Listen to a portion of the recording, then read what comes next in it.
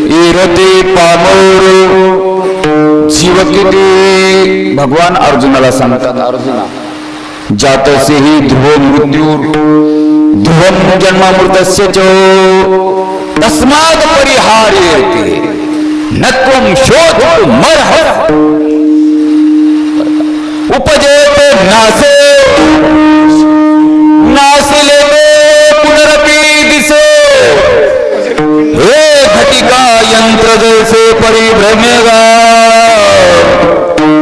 ज्ञानोबरांची भाषा आहे आणि ज्ञानोबरांच्या ओव्या अत्यंत गोड आहे. जीव वाळून टाकावा अशा ज्ञानोबरांच्या ओव्या आहेत बरं का. जाणं अपरिहार्य आहे. जाणं आणि येणं ही जी क्रिया आहे एक ध्यानात घ्या. बऱ्याच जणांसोबत माझा पहिलाच प्रसंग आहे बरं का. जाणं आणि येणं ही जी क्रिया आहे ही कधी व्यापकामध्ये घडत नसते. थोडस न्यायाचं चिंतन आहे. जी परिच्छिन्न वस्तू आहे त्या परिच्छिन्न वस्तूमध्ये जाणं आणि येणं ही क्रिया घडत असते. जे अपरिच्छिन्न तत्व आहे त्याच्यामध्ये जाणं येणं घडत. भगवान श्रीमद भगवद्गीतेमध्ये सांगतात, अर्जुना सर्वांना ज्ञात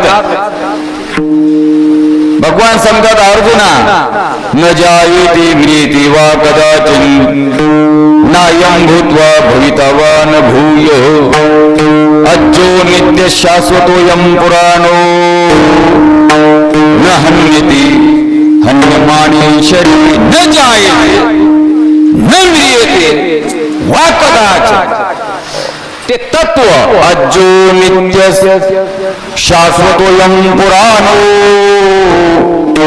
न हन्यते हन्यमाने शरीरे.